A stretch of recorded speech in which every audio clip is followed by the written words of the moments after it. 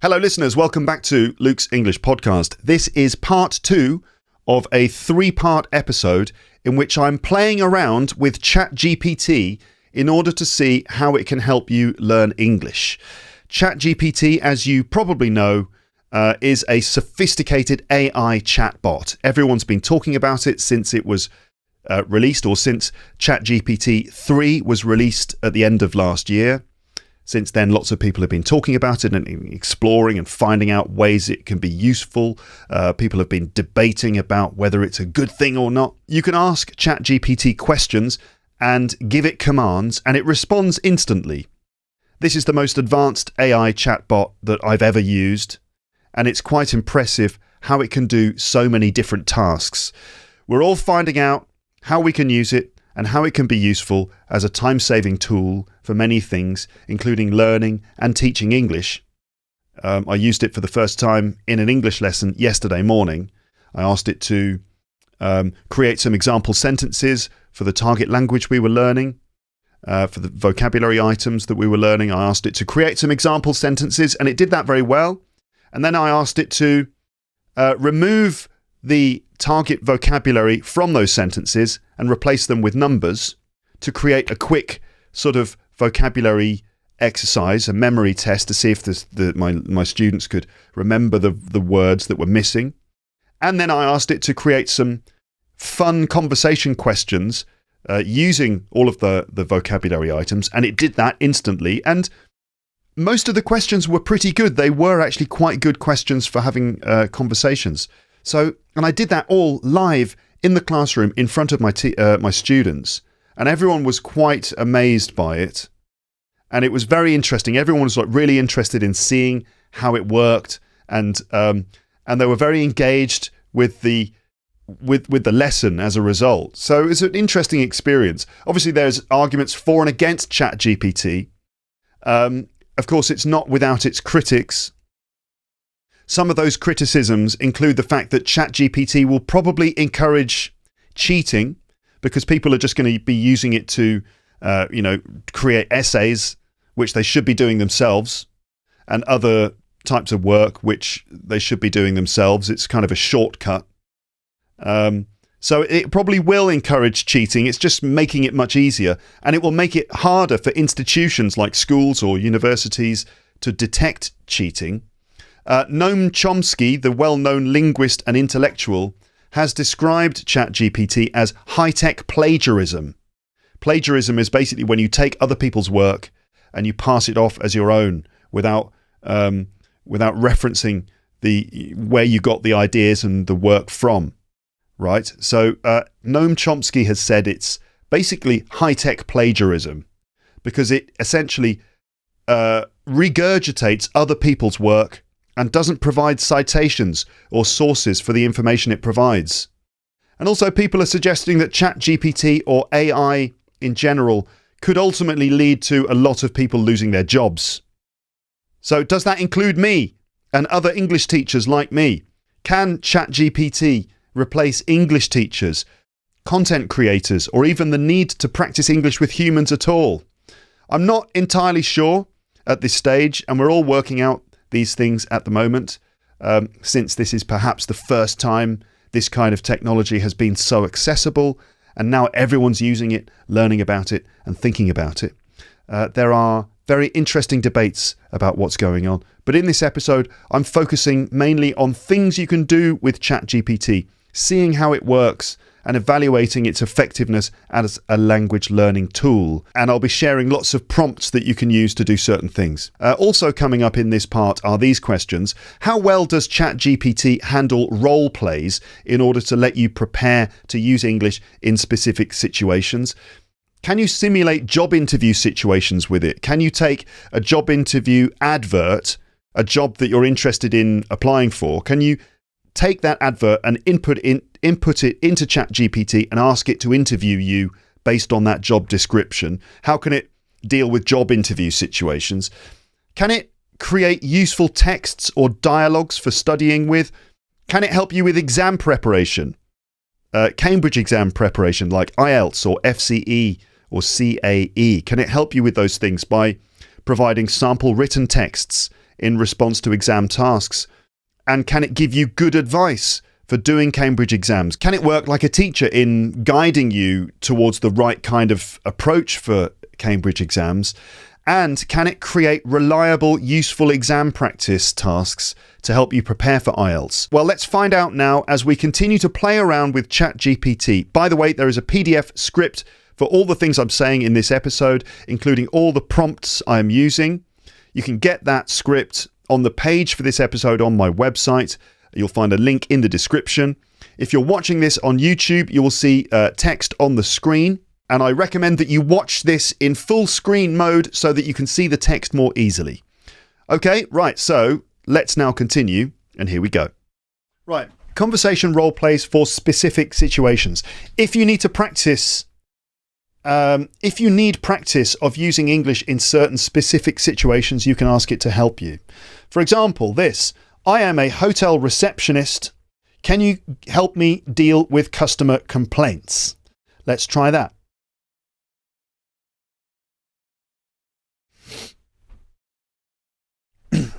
Of course, I'll be happy to help you with some general tips for dealing with customer complaints.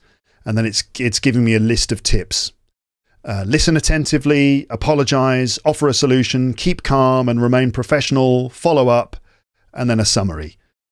Okay, so it just gave me advice, like an article about how to deal with customer complaints. You can ask it to create sample dialogues for you for different situations, right? So if you are working in a hotel and you are looking for all the right things to say to customers in different situations, you can ask ChatGPT to make dialogues for those situations, and then you can study the phrases and study the way in which it does it. So, can you make a dialogue between a hotel receptionist and a customer making a complaint about their room?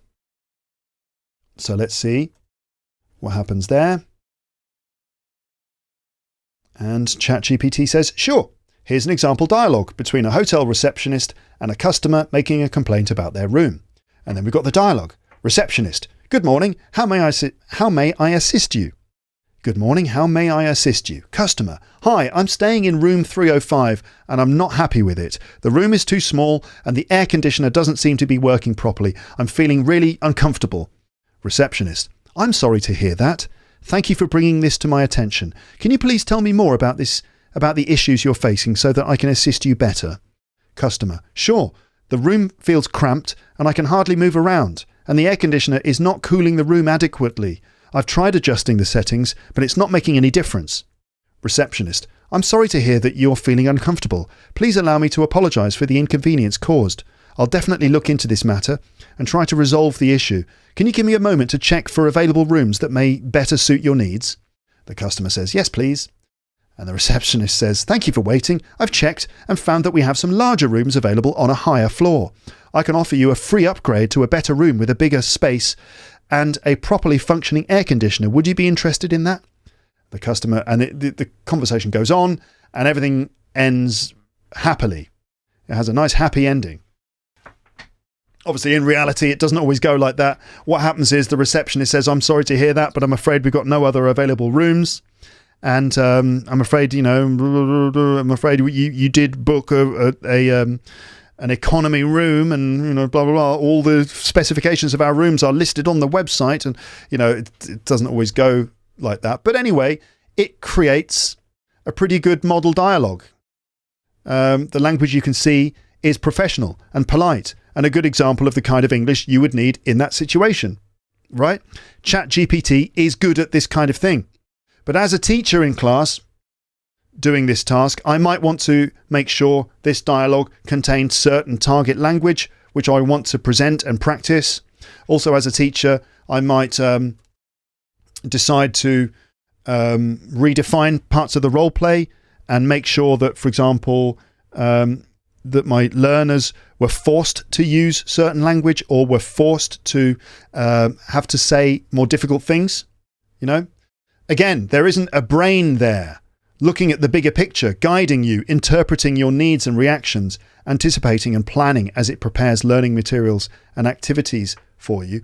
But having said that, if you are an independent learner, if you're an autonomous learner and you know how to use ChatGPT, it can be very helpful and convenient. I was joking about how it takes its time sometimes, but I mean, it's incredible how you can instantly get resources from it. I mean, that is stunning. But as I said, conversation can be hard to maintain. You need to give it specific instructions if you want to converse with it.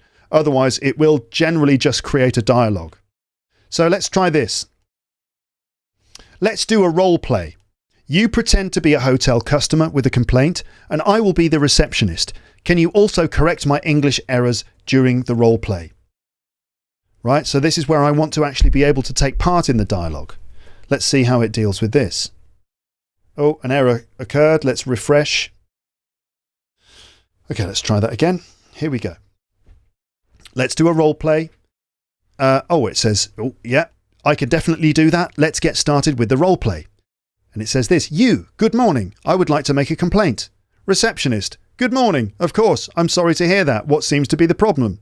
You, well, I've been staying in room 305 for the past 2 nights and the air conditioning hasn't been working properly. And then basically it just creates the dialogue. So this is not a role play.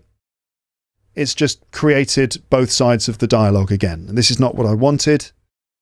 Right? So that's it just created the dialogue, writing lines for both people. So let's see what happens if I rewrite the prompt more specifically. Now this does require quite a lot of control from the person using it.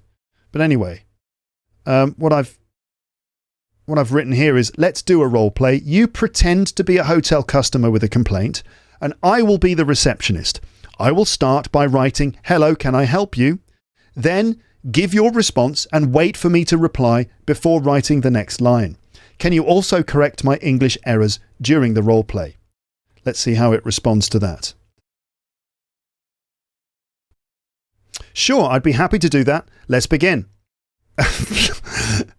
It's done it again. Me, hi there, how can I assist you today? You, yes, hello, I have a complaint about my room, and so on and so forth. So it's just done exactly the same thing it did before. This is interesting because the other day when I tried that, it did it correctly. So it's a bit hit and miss. I'll stop it generating the response. You pretend to be a hotel customer with a complaint and I will be the receptionist. I'll just say, wait for me to reply before writing the next line. Let's try that again. I've just simplified it a little bit. Is it going to do it? No, it's done it again. It's just written out the whole dialogue. Let me try and do this again. You pretend to be a hotel customer with a complaint. I will be the receptionist. Please wait for me to reply before continuing with your responses. Is it going to work? I haven't asked it to correct my errors because that's a bit too complicated. Oh, it's done it again. Okay, stop. One more try. Can you pretend to be a hotel customer with a complaint? Just that. Sure. And no, there we go. It's done another dialogue. So it's very hard to get it to do that. I mean, the other day, it did it without getting it wrong. I think sometimes what you need to do is start a brand new chat so that it doesn't have previous requests in the same thread. Because I think it might use those previous requests as context. It might assume that you want to do the same thing that it did before. So start a new chat. I'll go back to my original response, which was, you pretend to be the customer. I'll start. You give your response and wait for me to reply. And can you correct my errors? Let's see if it finally gets this right. It's thinking. It's like thinking, I see. All right. Okay. I'm a customer. I've got a complaint. All right. So you're going to write your response and I have to wait. Okay. It's like, okay, role play. It says, sure, I'd be happy to help with the role play and correct any errors in your English. Come on, let's get started. Yes, let's get started. And then it says, receptionist. That's supposed to be me.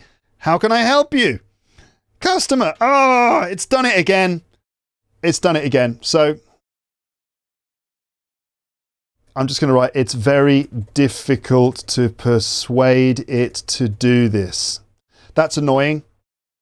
Let's move on to job interview role plays.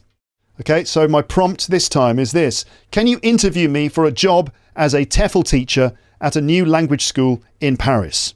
So let's just imagine, for the sake of argument, that I am about to have an interview for a new job as a teacher in a language school. I'm going to be an English teacher. Let's say I'm going to go for a new job and it's the day before the interview and I would just like to practice responding to typical questions that I might be asked in the job interview for a job like that, just to get me in the right mindset. Let's see what it says. Here we go.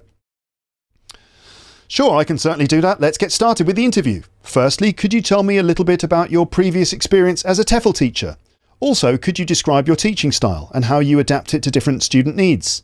Additionally, what strategies do you use to engage and motivate students in the classroom? And finally, why are you interested in working at our language school in Paris specifically? I'm going to say, can you ask me one question at a time and wait for my response, please? Let's be nice. Okay, come on then. Of course, I apologise for jumping ahead. That's okay. Let's begin with the first question. Could you tell me a little bit about your previous experience as a TEFL teacher? Now, I'm going to test it now, and I'm going to present myself as a terrible candidate, just to see how it reacts. What do you think? No, okay, first of all, I'll be a good candidate, and then I'll switch and see if switching to a different attitude, see if how it reacts to that. So I'll answer this one properly, but then the next question I'm going to switch and have a different approach, and let's see how it reacts to that. Could you tell me a little bit about your previous experience? So I have been teaching English for over 20 years to learners at all levels and ages in general English, business English and more. I have taught in London, Japan and in France. Probably be enough experience, yeah. Great, that sounds like a lot of valuable experience. Can you tell me a little bit more about the types of classes you've taught in the past, such as group classes or one-to-one classes? And how do you typically structure your lessons? Okay, this is where I'm going to change my approach and I'm going to start acting like a terrible teacher. Right, okay, I generally don't prepare for lessons because I can't be bothered really, and nobody cares anyway. I generally don't prepare for lessons because I can't be bothered really and nobody cares anyway. Let's see what it says. I see, thank you for your honesty. However, I must inform you that preparation is an important aspect of teaching, as it allows you to create engaging and effective lessons tailored to the needs of your students. In fact, our language school places a strong emphasis on lesson planning and preparation. Could you tell me more about your thoughts on lesson planning and how you might approach it? Oof, that was actually that's good, isn't it? That's good. That's a good response. It did react to my bad attitude. Okay, I'll just say, ha ha, I was only joking. I always prepare thoroughly.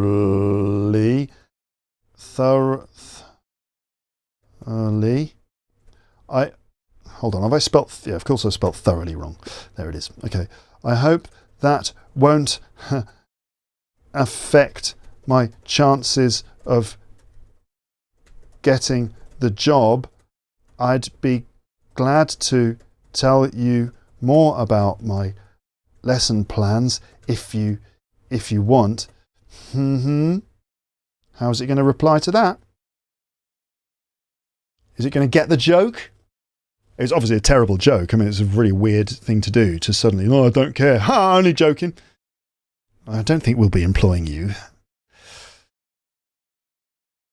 So ChatGPT is now struggling to understand what the hell's going on. ChatGPT is going, what is this, British humour? What are you doing to me? ChatGPT is now whispering to its colleague, going, I think, should we terminate the interview? I don't know, what do you think? Is it worth it? Well, we've got plenty of other candidates to see today. You know, that was a bit of a weird response, don't you think? Yeah, it's a bit of a red flag. What do you think then? Should we...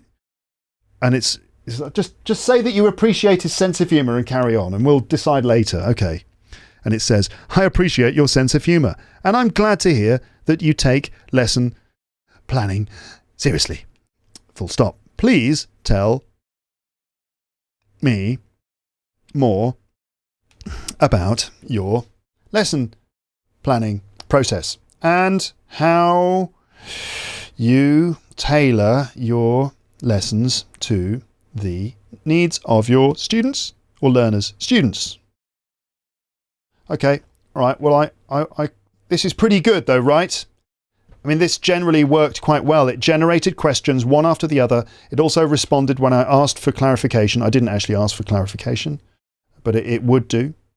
But I've written here, these notes that I wrote for this episode, I wrote after playing around with ChatGPT before. So this is based on responses it gave to me before. And I've written, it couldn't handle too much improvisation, including my questions about the pay, using the toilet, getting a coffee, the working hours, etc.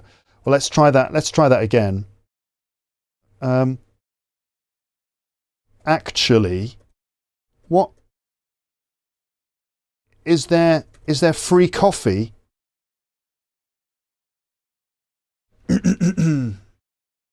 Actually, is there free coffee? And it says, I'm not sure about the availability of free coffee at our language school, but I'd be happy to check with our management team if that's an important factor for you. However, I'd like to focus on the interview questions relating to your experience as a TEFL teacher and your teaching strategies. Would you be willing to discuss these further? Yes, but first, can you tell me about the hours? How is it going to respond to that? Certainly, our language school offers both full-time and part-time positions, blah, blah, blah. Okay, so I take it back. I mean, it does handle the improvisation quite well. Pretty good. Now, let's see if it can help you, or anyone, prepare for an interview for a specific position. So, my prompt now will be, can we do a job interview role play? I'll interview a job advertisement and you can then interview me for the position. All right? Can we do a job interview? I'll input a job advertisement and then can you interview me for the position? All right, see what it says here. It says, sure, that sounds like a great idea. Please go ahead and input the job advertisement and we can start the role play interview from there. Okay, so what you could do here is you can just input all the details from a job advertisement. So just paste all the text from an online job advert. For example, I don't know, whatever, marketing manager job advert or TEFL teacher France job advert or podcast host job advert. Okay. Now, inputting a large amount of text can confuse ChatGPT and it tends to just summarize the text. But then you can say, ask me interview questions based on the job description I gave you. And it should ask you some pretty good questions relevant to that job, which will allow you to simulate the interview on your own, or at least prepare some answers to the questions it gives you. You could type your questions into ChatGPT and ask it for feedback. Right? You could do that. I'm not going to demonstrate that now, but I mean, you get the idea, right? So you could do all those things, but beware of just practicing English through typing. Don't forget that in the real world, you have to speak spontaneously and you have to use social skills while doing it, including things like body language, and those are things you have to practice. Okay, so beware of overusing this and thinking of this as a substitute for actual human speaking practice. Another thing, sample dialogues or texts. So we've kind of seen some of that already. You can ask it to produce sample texts or sample dialogues, which you can then study with.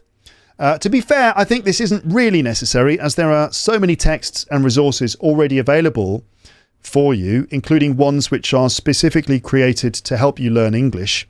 But yes, they are in published books and materials that you might not have access to. Also, it's simple to just go to ChatGPT and ask it to create any text or dialogue you want following your specific instructions. Let's just do that as an example.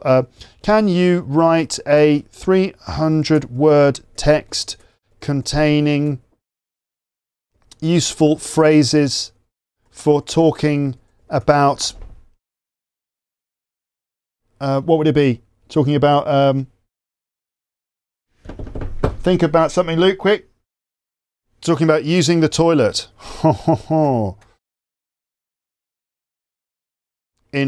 That's in response to the episode I did with Amber and Paul recently. Just the first thing I thought of. A 300-word text containing useful vocabulary and phrases for talking about using the toilet in English. Let's see what it says. See what kind of vocab's going to come up here. Sure, here's a 300-word text containing useful vocab and phrases for talking about using the toilet in English. Using the toilet is a basic human need that we all have to attend to at some point. There are various terms and phrases that are commonly used in English to refer to this process. For example, you might say that you need to go to the bathroom, use the restroom, or visit the lavatory. It doesn't highlight which ones are American and which ones are British. Once you are in the restroom, you mean the toilet, there are also specific words and phrases that you can use to describe what you're doing. If you need to urinate, you can say that you need to pee or take a leak. American English. If you need to defecate, you can say that you need to poop, take a dump, or have a bowel movement. Interesting to note that it doesn't talk about the register of those phrases. Poop is kind of like English that children might use. Take a dump is more informal and probably quite inappropriate language. And have a bowel movement is more like sort of formal language or language that a doctor might use. When you are finished using the toilet, it's important to clean yourself thoroughly. In English, we often refer to this process as wiping, cleaning up or washing up. Some people prefer to use wet wipes or toilet paper to clean themselves, while others may prefer to use a bidet or other type of cleaning device. It's also important and it goes on and on and on. I mean, that's pretty good. It's pretty good.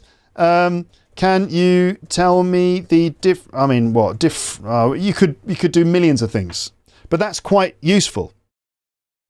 Just another point to remember, no speaking, right? Remember, ChatGPT won't say any of these sentences because it's only in text form. Another prompt. Can you create a 200-word story to present the use of narrative verb tenses in English? A useful thing. Certainly as an English teacher, this is the sort of text I often will look for my lessons. Can you create a 200-word story to present the use of narrative verb tenses in English? Now, what I want from this is a range of verb tenses. We're going to want past simple, past continuous, past perfect, with good, clear examples of how those forms are used and how they are different to each other. Right? So, assessment criteria for this. Did it do that? So did it give us a range of those three verb tenses? Was it a good story? Also, we might also want some other ways of referring to the past as well. Not just past simple, past continuous, past perfect. We might want used to, we might want would to refer to the past. Maybe some modal verbs for commenting on the past. Might have, would have, could have, should have. Maybe a bit of third conditional. If it hadn't happened, then this would have happened. You know, let's see if it comes up with that kind of language. Maybe 200 words is too few for this, but let's see what it does. And also, is it a good story as well? Because that's important. You know, you want your learning materials to be entertaining and engaging. Okay, it's doing it. Here's a 200-word story to showcase the use of narrative verb tenses in English. And here's the story. Okay, here we go. Are you ready for the story, listeners? When I was in high school, I loved playing basketball. One day, during a particularly intense game, I felt a sharp pain in my ankle. I knew right away that I'd twisted it badly. As I hobbled off the court, my teammates rushed over to help me. They could see that I was in a lot of pain and offered to take me to the nurse's office. Despite my protests, they insisted on helping me and supported me as we made our way across the gym.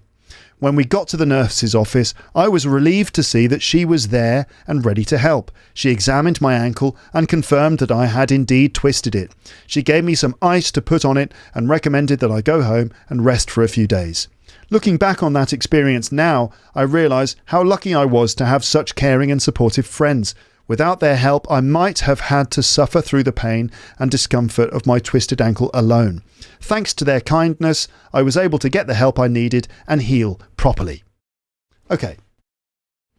What about the story? The story was all right. It was okay. I mean, there was not much, it wasn't that interesting. It's just a story about someone who hurt their ankle, which is a thing that happens to all of us. I mean, we all hurt ourselves at some point. We probably need to learn how to describe what happened. So not bad. It could have been more entertaining, but still. What about in terms of presenting the right language? What are the verb forms it uses? I loved playing basketball. I felt a sharp pain. I knew right away I had twisted it badly. Okay, so we've got past simple, past simple, past simple, past perfect, which is good because most of the time we have past simple in our stories and a bit of past perfect. So that's the good ratio. Is there any past continuous? I don't think there is any. As I hobbled off the court, my teammates rushed over to help me. It's using some of these other expressions, these linking expressions like as I hobbled off the court, so conjunctions like that. During a particularly intensive game, these time expressions, which are so important. They could see that I was in a lot of pain, so we've got the modal verb could. They offered to take me to the nurse's office despite my protests. So, a little bit of slightly more complex language. They insisted on helping me and supported me as we made our way across the gym, more past simple. When we got to the nurse's office, I was relieved, blah, blah, blah, blah, blah. She examined and confirmed that I had twisted it. Another bit of past perfect used appropriately. She gave me some ice, recommended I go home and rest for a few days. Recommended that I go home. So we got recommended in that subjunctive form of go after the verb recommend. There's definitely stuff to work with. Looking back on that experience now, I realise blah, blah, blah. So it's not bad, although there was no past continuous in there. We had, without their help, I might have had to suffer through the pain. So there's a modal verb to refer to the past. Another important thing to practice. Let's see if it can do this. Can you replace the narrative verb forms? No, let's see. Can you turn that story into a grammar practice exercise by removing some of the verb forms and replacing them with gaps? Put numbers next to the gaps. Can it do that? Let's see. Sure. When I won in high school, I too playing basketball. One day during a particularly intense game, I threw a sharp pain in my ankle. Wow, that's great. It does it. I right away that I it badly. So I knew right away that I had broken it badly. I had twisted it badly. That's pretty good. Let's stop. Can you put the infinitive form of each missing verb next to the numbers in brackets? Will it do that? Oh, okay. Yeah, it's done that. It's given me the numbers. It's given me the infinitive forms of the verbs that it gapped. Did it gap that one of... Okay, so it... With... I wanted it might have had... I might have had to suffer. It's just removed might. But you really want might have had. Can you give me a list of the answers? Let's see what the answers look like. Okay, stop that. Give me that list of answers, please.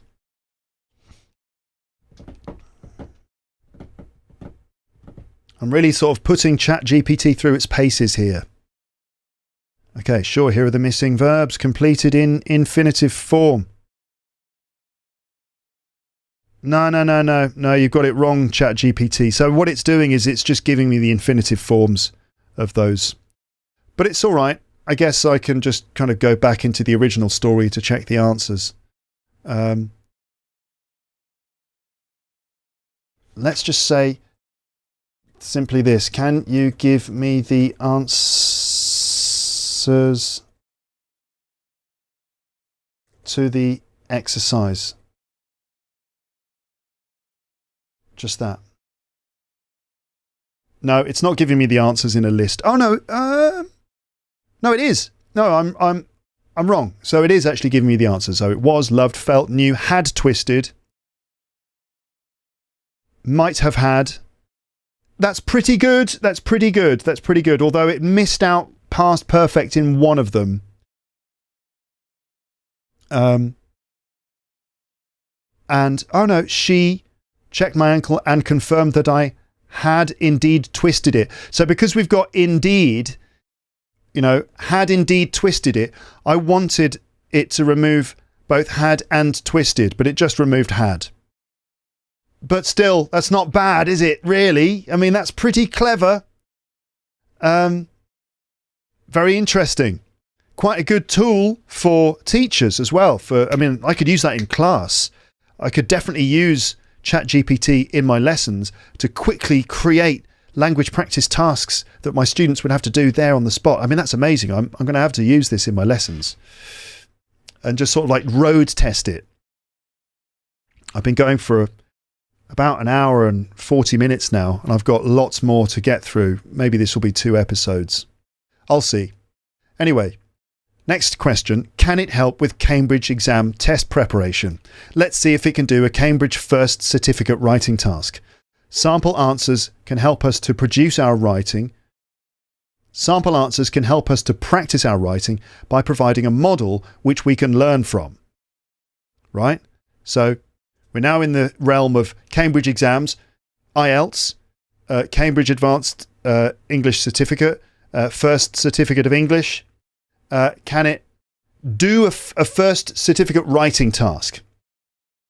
This is useful for us because sample answers can help us to practice our writing by providing a model which we can learn from.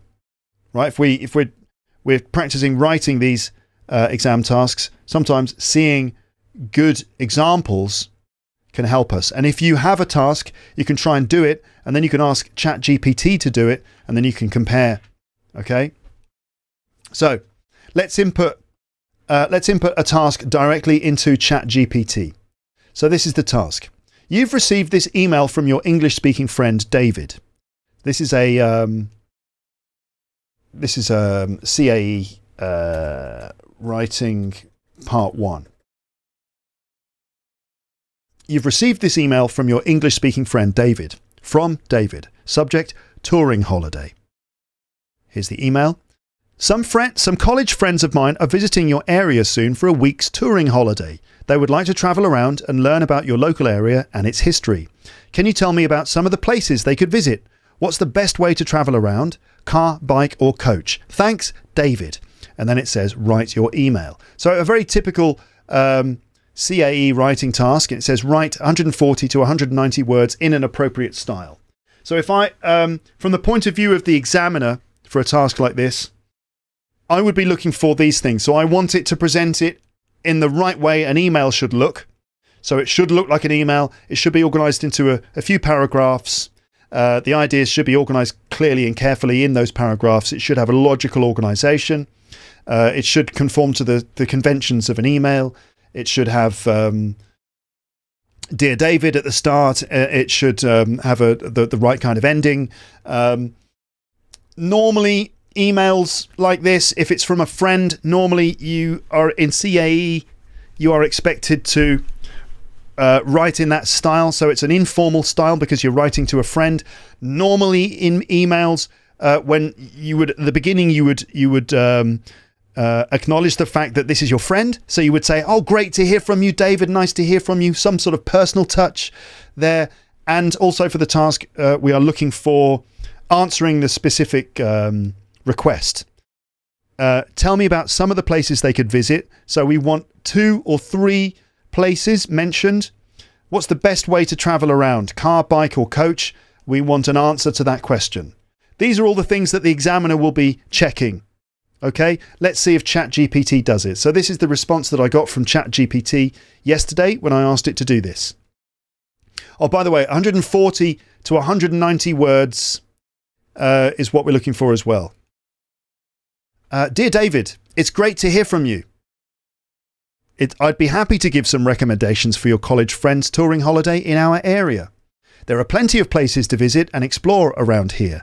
If your friends are interested in history, I would suggest they start with a visit to the local museum, which houses exhibits on the area's past, including its early settlements and industrial heritage. Another must visit is the Old Castle, which is one of the most famous landmarks in the region. Your friends can take a guided tour of the castle to learn about its history and its role in the area's development. As for the best way to travel around, I would recommend a car. There are several car rental agencies available in the area, and it's an efficient and flexible way to travel and explore. However, if they are more comfortable with public transport, there are several coach tours available that take visitors around the most popular sites. I hope your friends enjoy their time here and get to experience everything that the area has to offer. Let me know if there's anything else I can help with. Best regards, your name. It's very good. It's very good. It's a very good response. I mean, it ticks all the boxes I just mentioned. Right? It starts with that personal touch. It's great to hear from you. I'd be happy to give some recommendations. It mentions the museum and it mentions the castle. I said 3. I think 2 is probably fine considering the number of words that you're allowed to use. It gives specific advice on the best way to travel around. It ends correctly, is brilliant. I would say it's an excellent answer. That's just my quick judgment there, as if I was a CAE examiner. Another one was this. I want it to kind of train me how to write an answer like that. So I've written this. Can you give me some advice on how to do a Cambridge FCE writing task like the one I gave you? And its response was this. It said, certainly, here are some tips for approaching a Cambridge FCE writing task. Let's see if these tips are right. So it can certainly do the task. Can it teach me to do the task? Or help me to? So, number 1, read the instructions carefully. Make sure you understand the requirements of the task, including the word count, writing style, and content you're expected to include. Absolutely right. Number 2, plan your writing. Spend a few minutes brainstorming and organising your thoughts before you start writing, creating an outline or mind map to help you structure your writing. Another great bit of advice, everybody. I always tell my students that they shouldn't just start writing, they need to plan it.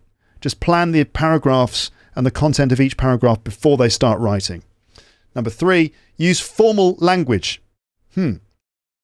FCE writing tasks usually require a formal tone, so make sure you use appropriate language and grammar. Avoid contractions and informal expressions. That's not correct, is it, in this case? Because the letter to David is an informal letter. I mean, it's not super duper informal, like the language that we use when you're texting your best friend, but it's fairly informal if it's an email to a friend. So, contractions are fine. Certain informal expressions are also fine.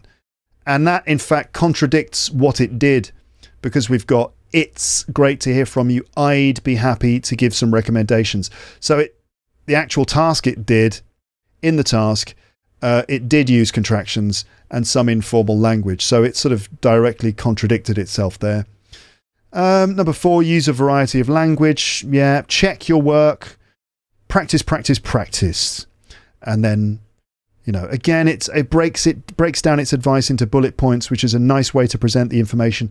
It's mostly good, but there's that one thing there. Point number 3 is not correct, and that contradicts what it actually did. So, in summary, the answer was pretty good, but it got some things wrong. It said you should use a formal tone, but this isn't always the case. The email to David shouldn't be formal. In fact, this advice contradicts what it did in the writing task. It used some informal language there. It didn't refer to any assessment criteria. When I teach exam classes, I try to share the assessment criteria with my students so that they can see the task from the point of view of the examiner, which helps them to do what the examiner wants. And that includes things like, you've got to answer those 2 questions, you've got to do this, you've got to do that. It didn't refer to those things. I mean, it's not too bad. I'm not sure ChatGPT is consistent or reliable enough to replace proper English language teaching at this stage. But as I said before, for the conscientious, independent, autonomous learner, this can be a pretty good tool. But you've still got to be a bit skeptical and critical about the responses. Here's another thing it could do. Ask it to create IELTS practice tests. Now, if you're going to do IELTS, one of the most important things you need to do is practice the test again and again and again. And if you've done IELTS or whatever, and it's true for the other exams, you'll know that there are different types of, let's say, if we focus on reading at this point, if we focus on the reading part of the IELTS test, there are certain reading skills that each part of the reading test focuses on, and the task types reflect those reading skills. Okay, so I asked it this: can you create an IELTS reading section 3 practice test? Let's do the academic version. So IELTS academic reading section 3 practice test. In section 3, it gives you a reading text in academic English, and it then gives you some statements about the text, and it asks you to decide if the statements given are true or false, or if the information is not given. Okay, so is it true, false, or not given? And that's important, because it's basically focusing your attention on using certain reading skills to interpret the text that you've read. Very, very carefully and specifically designed reading exercise. So let's see if it does that true, false, not given, which is what it should do. Okay? Can you create an IELTS academic reading section 3 practice test? Sure, here's an IELTS academic reading section 3 practice test. Reading passage 3, the disappearance of the honeybee. And then it's writing a text about honeybees. I'll read some of it. Honeybees are essential to our food supply, but in recent years there has been a significant decline in their numbers. This decline, known as colony collapse disorder, is a phenomenon in which entire colonies of bees disappear or die off. Scientists are still trying to understand the causes of CCD, but several theories have been proposed. And then it goes on to explain all of this stuff over a number of paragraphs. Okay, and here it now says this: questions 27 to 30. Complete the summary below. Choose one word only from the passage for each answer. Okay, and then it's given us another text with missing words that we have to take from the passage. And then for questions 31 to 34, what is colony collapse disorder? It's giving us multiple choice questions. And that's it.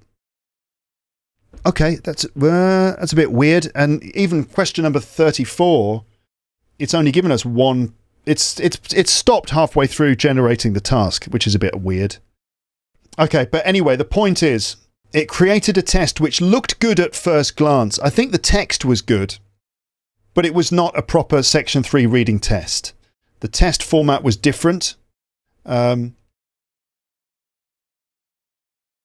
And did not follow the true, false, not given format of IELTS Part 3.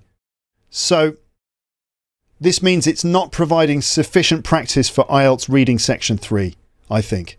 Each part of IELTS, as I said, is specifically designed to test different reading skills, and each reading test is very carefully created to test those skills. ChatGPT didn't do this to the same standard as you would find in proper IELTS test preparation materials. It didn't do the true, false, not given test type, and therefore it's not really sufficient practice, I would say. I'd love to investigate that further and to see whether it's able to create the right kind of tasks. My impression is that it's not at this point. That is where we're going to stop part 2. We'll continue this in part 3. I hope you're enjoying these episodes and finding them useful. Don't forget to leave your comments in the comments section if you have something to say about the things that are happening in this episode. We're going to continue in part 3 of this episode, which will be available soon. In fact, it might be available now. So check the episode description for links for part 3 and for part 1 if you missed that. In part 3, I will be attempting to get answers to these questions. Can you use ChatGPT like a dictionary? Can it give us the same information about words that we can find in a good dictionary? Can it give us correct definitions, information about parts of speech, pronunciation, example sentences, synonyms, antonyms, collocations? Can it provide information about the etymology of words and phrases? Basically, can ChatGPT do the job of a good dictionary? Can it transcribe things into phonemic script? And when it does transcribe into phonemic script, which accent is it using? Does it accurately transcribe things into British English pronunciation, or is it just standard American pronunciation? Can it convert between different dialects of English? For example, will it convert American English into British English, or maybe into specific dialects of British English? Can it do that? Is it able to help us to use the right sentence stress, word stress, pausing and intonation when reading things out loud? Can it help us to use our voice effectively in presentations? Can it help us practice grammar by creating grammar quizzes or tests? And are those tests reliable? Are they good, well-designed tests? Can it help you to remember vocabulary as well with tests and quizzes? And can it help you remember words and spelling with mnemonic memory devices? Can ChatGPT create text adventure games just for fun, or maybe text adventure games to help you learn English in specific ways? Can it adapt its English to different levels? For example, if you are a lower level student, can you ask it to adapt in a more comprehensible form of English? And what are my overall thoughts and conclusions about ChatGPT? All of that coming up in part 3, which will be available very soon, or maybe now. But that's it for part 2. Thank you so much for listening, and I will speak to you in the next part. But for now, it's time to say goodbye. Bye, bye, bye, bye, bye.